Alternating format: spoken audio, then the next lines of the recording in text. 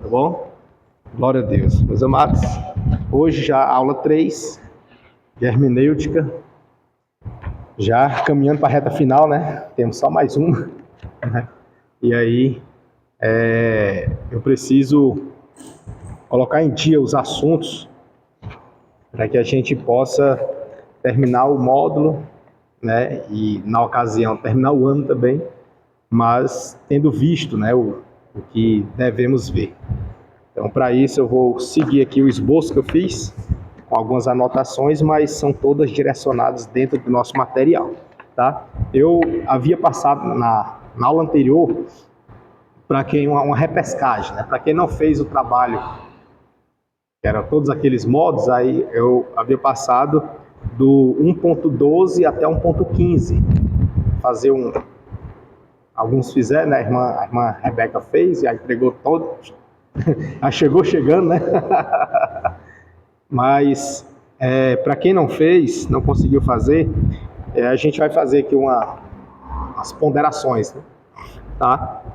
Então, abre aí o seu material na página 42, para a gente poder só dar uma pincelada, porque é conteúdo que não pode deixar de ser passado. Tá? É importante para esse módulo, né? É importante. Eu sempre quero dizer para a cadeira. É importante para a cadeira, né? Para esse módulo, né? É importante. Que vem assim na ponta da língua, não, é cadeira, é o módulo, esse módulo é importante. Então vamos lá. Tópico 1, 1.12, né? Fala sobre o significado, o cumprimento, a obediência e a aplicação de princípios, tá? Então, tá bem aqui que são princípios. Só que nós vamos trabalhar dentro do seu significado,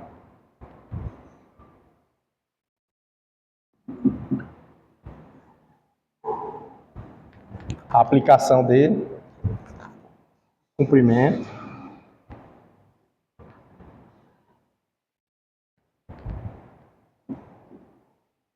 obediência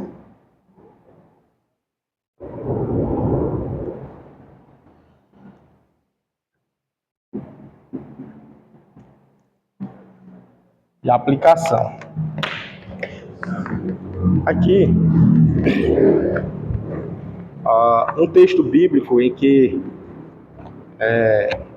tem um significado, um texto bíblico, ele pode ter, ou ele terá, em alguns deles, pode ter mais de um significado.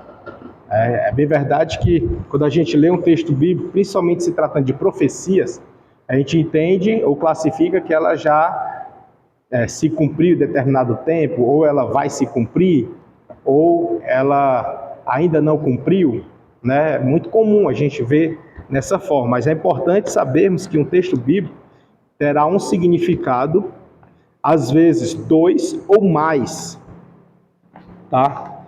As profecias, elas poderão também ter mais de um cumprimento. Assim, como assim uma profecia pode ter mais de um cumprimento? Acontece, né? Por exemplo, tem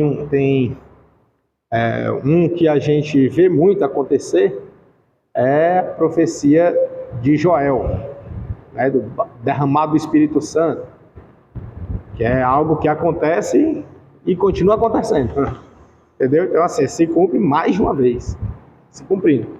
Então, tem textos bíblicos que ele tem um, dois ou mais significados, bem como profecias. Pode ter mais de um cumprimento. Ela pode se cumprir uma vez, duas vezes, três vezes, e assim sucessivamente, tá? Assim também, no mesmo sentido, são as promessas, tá bom? Então nós temos, vou botar aqui de preto, nós temos significado,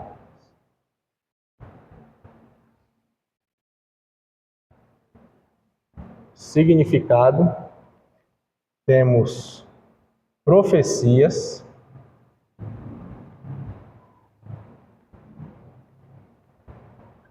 e temos promessas.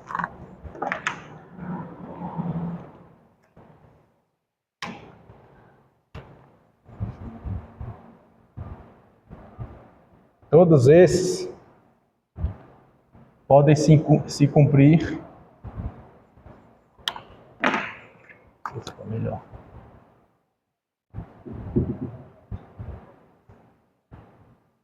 Mais de uma vez. Aí, só que diante desse cenário, dessa situação, vem aí uma preocupação do leitor, né? Quem vai ler a Bíblia, ele pode se preocupar em saber o significado correto ou adequado do texto. Então, para isso, ele vai precisar se valer de alguns princípios. Então, tem uns princípios que são indispensáveis no que diz respeito ao significado, à interpretação ideal ou adequada, ou real do texto sagrado. A gente sabe que a Bíblia Sagrada ela não é um livro comum e o seu texto, o seu conteúdo não é de fácil compreensão, né? Se fosse assim, as pessoas doutas, cultas, que são mestres na educação secular, elas teriam plena e total compreensão da Bíblia Sagrada. E a gente sabe que não é assim que funciona, né? Tem pessoas muito inteligentes lá fora, no secular, que não conseguem compreender bem a Bíblia. A gente vê que não é um livro comum, simples de se compreender. Então, ele tem alguns princípios. Então, os princípios aqui são os conceitos ou leis espirituais que podem ser aplicados em qualquer tempo e lugar, apesar das mudanças culturais. Então, os princípios ou conceitos, que são leis espirituais, elas podem ser aplicadas em qualquer tempo e lugar, sem mudança de cultura, tá? A título de exemplo, vamos pegar, por exemplo, aqui o texto de Gênesis, capítulo 49. É óbvio que a gente não vai explanar por completo esse texto, mas a gente vai, pelo menos, discutir aqui um pouquinho sobre as bênçãos que Jacó ele dispensou sobre os seus filhos. E nós vamos pegar em específico apenas sobre Judá, tá? Sobre Judá. A gente vai ver que houveram algumas peculiaridades, e aqui a gente consegue passar como exemplo a esses princípios, né? Por exemplo, esses versículos aqui, do 8 ao versículo 12, que fala sobre a bênção de Jacó sobre seus filhos e sobre Judá, ele tem um duplo sentido e muitos cumprimentos. Apesar de ter duplo sentido, tem muitos cumprimentos nele. Quer ver? Pega aí o texto de Gênesis 49, pega aí, por gentileza. Gênesis 49. Apesar das muitas traduções que temos aqui na sala, né? Mas a gente vai tentar entrar na concordância e se basear por um.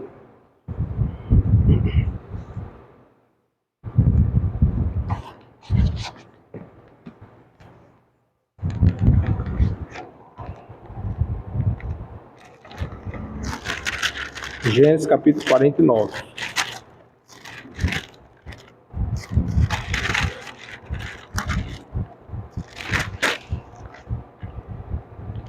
Versículo 8 até o versículo 12. Ele vai falar de Judá, certo?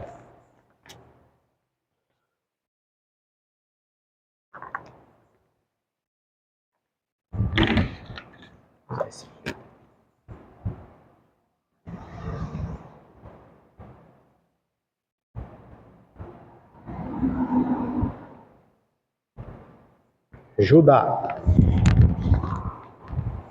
O texto diz assim: Judá é um leãozinho, da presa subsiste.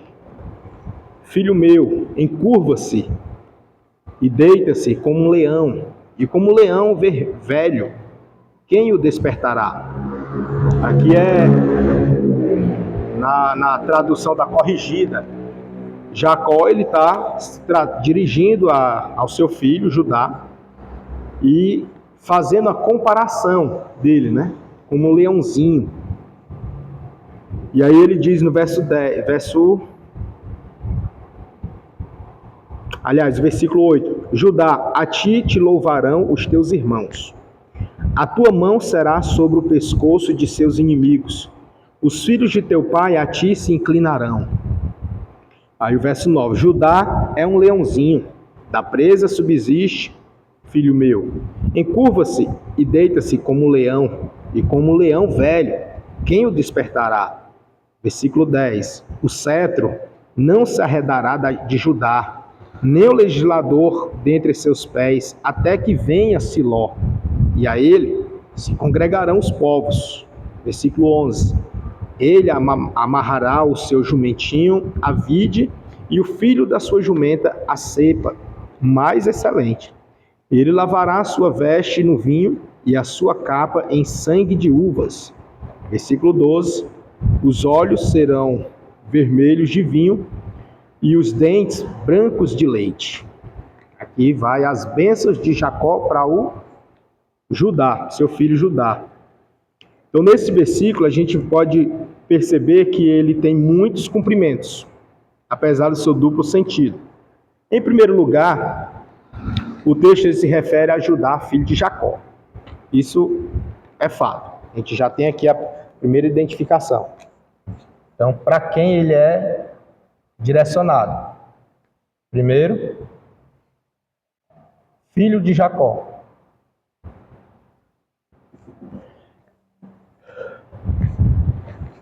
E aí, em segundo lugar, o texto se aplica à tribo de Judá e seus descendentes, prevendo o estabelecimento da monarquia de Israel. A gente sabe que Israel é Jacó, mas com seus filhos, somente os homens ali, os 12 filhos de Jacó. E aí desses 12 tem José, mas como José não sobreviveu para entrar na terra prometida, e aí passou-se a parte dele, a herança dele, para o seu filho, né? Benjamim. E aí, na verdade, foi dividido em duas tribos, né? E aí, mesmo sendo apenas para Judá, mas a gente percebe que aqui passa além de Judá, não só se restringe a Judá, vai além, vai para Judá e os seus descendentes. E aí o texto vai nos mostrar assim, que o texto se aplica à tribo de Judá e seus descendentes, prevendo o estabelecimento da monarquia em Israel e a ocupação do trono pelos descendentes de Judá. A gente vai notar que Judá foi a tribo a qual Deus escolheu para considerar como sendo a tribo que daria o surgimento do Messias, né? Vindo da tribo de Judá. E se a gente for notar, as palavras de Jacó se cumpriram na época de Judá, na época que ele proferiu as bênçãos, se cumpriu no curso da história, se cumpriu no contexto geral, como monarquia, da monarquia de Israel, se cumpriu no contexto de representatividade, porque o povo de Israel passou de ser reconhecido como Israel, povo de Israel, para ser reconhecido como o judeu, o povo judeu, entendeu? É muito raro ele chamar de israelita, chama de judeu. E, inclusive, a própria religião. A religião é tida como judaica, né? Os ensinamentos, tudo. Então, perceba que se concentrou ali. E isso até os dias de hoje. Então é uma bênção, que é uma profecia, uma bênção, sobre uma pessoa, que dessa pessoa se estendeu e alcançou o mundo, atravessou gerações, séculos e milênios. E até hoje, em pleno século XXI, ainda perpetua. Dá para entender? Então perceba que o cumprimento, ele, mais de uma vez. Dá nem para contar, né? Quantas vezes se cumpriu aí a bênção de Jacó sobre Judá.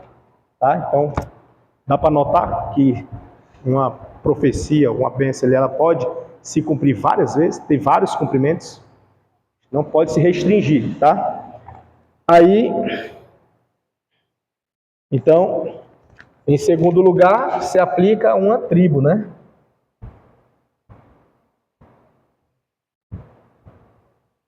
A uma tribo.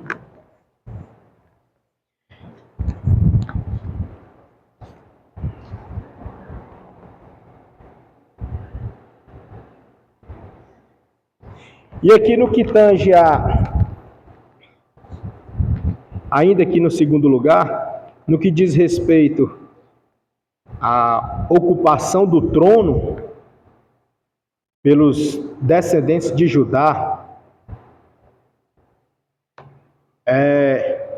a gente nota que ficou como sendo a representação das demais tribos. E aí, Jacó, ele disse o que no versículo 9? Judá é um leãozinho, da presa subsiste, filho meu. Encurva-se e deita-se como um leão, e como leão velho, quem o despertará? Ou seja, quem é que vai mexer contigo? Mesmo estando velho, quem vai mexer contigo, né? E aí a gente nota que na cultura, o povo de Judá, a tribo de Judá, ela era uma tribo forte, e ela era esbravadora, e foi de onde começaram a formar o exército do povo de Israel. E dali eles criaram um símbolo. E qual foi o símbolo da tribo de Judá, que passou a representar todas as outras, todo o povo, toda a nação? Um leão. Entendeu? Então a gente vê aí, lá de Jacó, lá no começo da história, ele proferindo a bênção sobre Judá, usando o comparativo como o leão, desde o pequeno, leãozinho, leão e leão velho. Mas mesmo assim, com respeito, quem o despertará? Né? Como um leão que dorme, quem o despertará? Quem vai mexer contigo? Então, quem é que vai mexer, né? Então, assim, se a gente for analisar, é um cumprimento que atravessa séculos. E até hoje. E aqui no Ocidente, nós que não temos nenhum rastro dessa época aqui, ainda valorizamos. E o que é que está muito em voga hoje em dia, como símbolo do cristianismo agora, né? Mas nem do povo judeu, e nem de Judá, e nem do exército de Israel. Como é que está como símbolo hoje, assim, que as pessoas usam muito no cristianismo? O leão. Né? O símbolo do cristianismo pelos norte-americanos é um peixe. Mas o símbolo do cristianismo a título mundial, no que tange a defender a nação cristã, é o leão, para representar Cristo, né, para as nossas vidas. Dá para entender? Então perceba a profundidade que há, né? Então assim, o cumprimento ele vai além. E em terceiro lugar, o último lugar, essa mensagem que Jacó proferiu é uma profecia sobre Jesus, relacionando-se até ao fato de sua entrada em Jerusalém, montado em um jumento, sua morte e o seu reino. Então, se a gente for notar, quando ele fala aqui, o cetro não se arredará de Judá, nem o legislador dentre os seus pés, até que venha Siló, e a ele se congregarão os povos. Ele amarrará o seu jumentinho à vide, e o filho da jumenta a cepo mais excelente. Ele lavará a sua veste no vinho, e a sua capa em sangue de uvas. Perceba que isso aqui também pode se aplicar como cumprimento para quem? Para Cristo, né? Certo?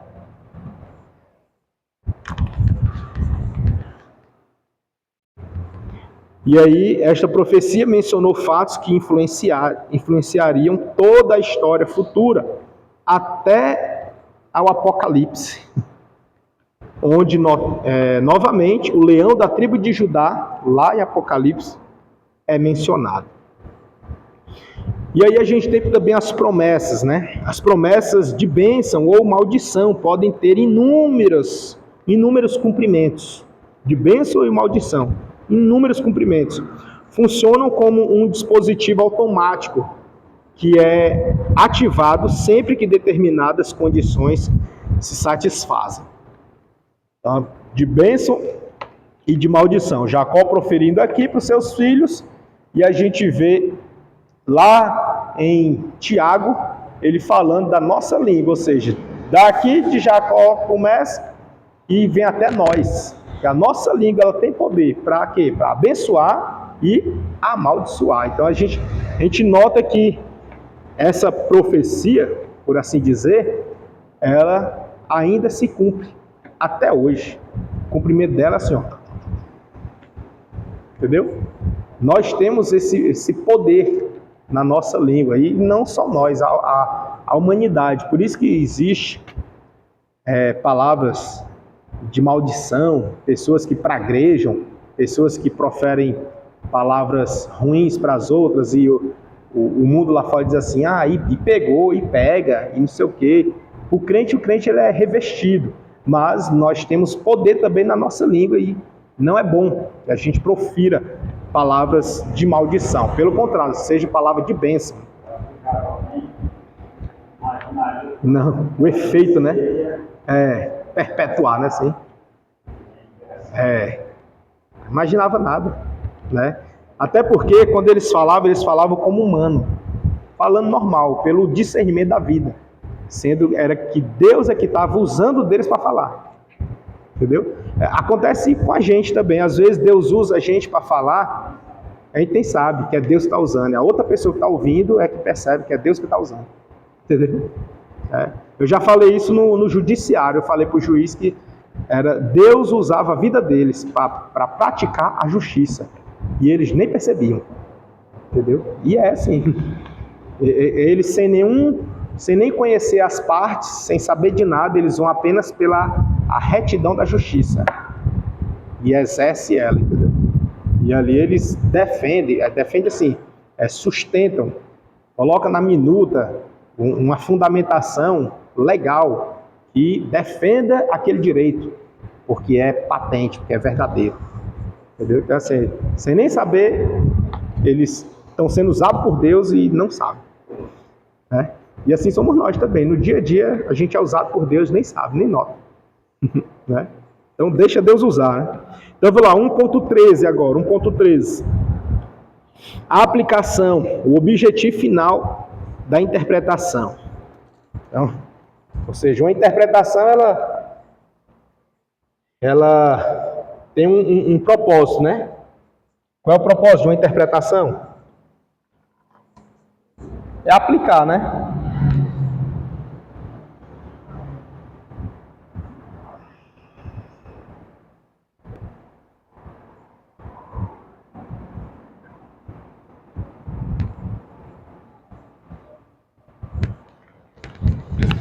Então vamos aqui.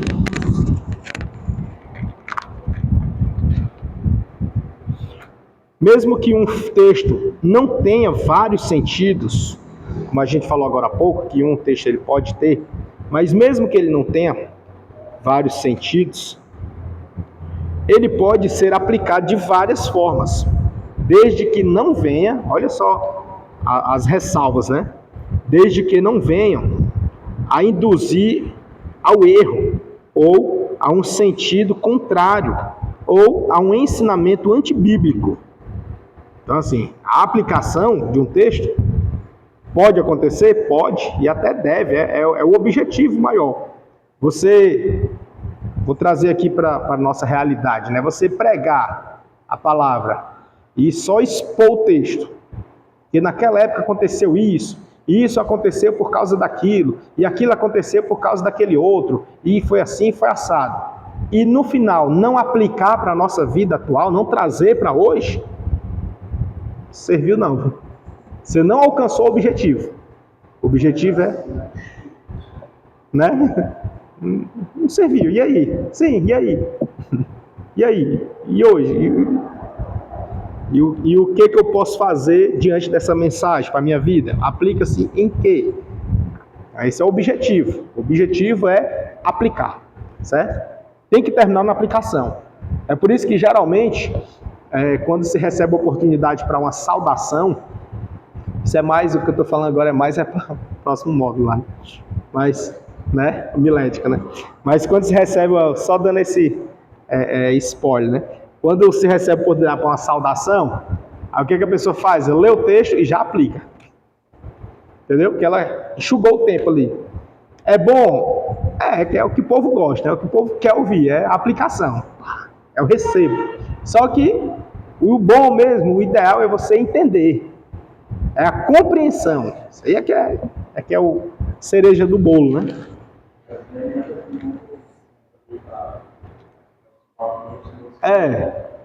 Aí vai ficar assim, voando. Eu não entendi. Vai ficar cheio de não entendi no final. Então o ideal é você ler o texto, explicar o texto e aplicar o texto. Só que quando o tempo é curto, aí o pregador tem que se virar. Aí o que ele faz? Lê o texto e aplica o texto. É horrível. Então, o objetivo é qual? É aplicar. Os princípios, né, que nos mostram padrões da ação humana, da ação divina ou até mesmo demoníaca. Os princípios, eles têm esse papel, tá? De identificar. O princípio aplicado no texto, quando você usa os princípios da hermenêutica, você consegue distinguir quando aquela ação é humana, é divina ou demoníaca, ou satânica, entendeu? Para isso que serve o princípio, exatamente para trazer uma base, para não fugir da ideia do autor, certo? Sempre pautando-se pela ideia do autor. O autor é que estava direcionando a sua fala com um propósito. Então, o leitor vai tentar identificar. E para ele identificar de forma honesta, ele precisa seguir os princípios. Tá? Não pode quebrar os princípios. Aí ele diz aqui que os homens de hoje têm a mesma natureza que os de antigamente. Ou seja, muda apenas a época, mas as situações são muito parecidas. Às vezes até podem ser entendidas por repetidas de tantas semelhanças que possuem. Isso aqui são os meus comentários, tá? Como eu falei no começo. Tá certo? As glossas. Tá? Por quê? Porque às vezes a gente olha assim, porque naquele tempo, com Sansão foi assim, com Davi foi desse jeito, com Judá foi desse jeito, com Daniel foi assim. Mas não se engane não, conosco é do mesmo jeito. As inclinações para o mal são as mesmas. As ferramentas que o diabo usou antigamente, ele continua usando e continua dando certo. Incrível, não muda, não tem novidade, é a mesma coisa, mas continua dando certo. Do mesmo jeito. Então não se engane, porque Pedro negou Jesus, a gente também nega. Entendeu? Porque se os apóstolos foram muito... era muito bom estar na época dos apóstolos, melhor é agora. Né? A gente nega direto. Entendeu? E eu, novo convertido, eu pensava assim, eu queria tanto ter vivido na época dos apóstolos. Se eu estivesse lá, ter o prazer de ver Jesus e tal, não sei o que. Eu ficava assim, né? Só que depois eu fui pensar, melhor é agora. Né? Né? Agora, melhor é agora. E se eu nasci nessa época, é porque é aqui que Deus quer que eu fique. Entendeu? Senão eu teria nascido lá.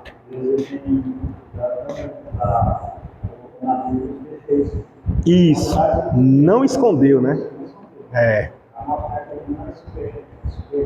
Exato, exato. Pessoas comuns. Tiago, né? Tiago vai dizer que até o profeta Elias era um homem sujeito às mesmas paixões que nós. Entendeu? Ou seja, Elias, meu amigo, ele pegou logo um profeta de alto nível, né? Assim, que Elias, ele é surreal o que Deus fez ali com ele. E aí ele diz que até o profeta Elias era um homem sujeito às mesmas paixões que nós. Então vamos seguir aqui. 1.14. Isso aqui é o que era para ser um trabalho, mas como é indispensável a gente ver isso aqui, tá? A objetividade e a subjetividade da interpretação. Aqui é onde mora o perigo, né? Já ouviu falar onde mora o perigo? É aqui. A objetividade e a subjetividade. Vou apagar essa partezinha aqui.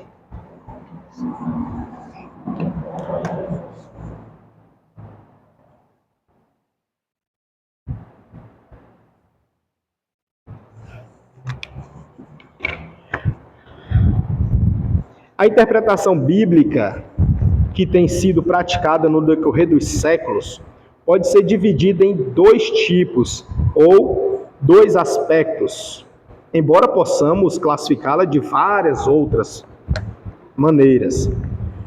Isso a gente se refere a quê? A objetividade e a subjetividade da interpretação. Aquilo que é objetivo está ligado ao objeto em estudo, né? No caso, qual é o objeto de estudo? A Bíblia. Certo?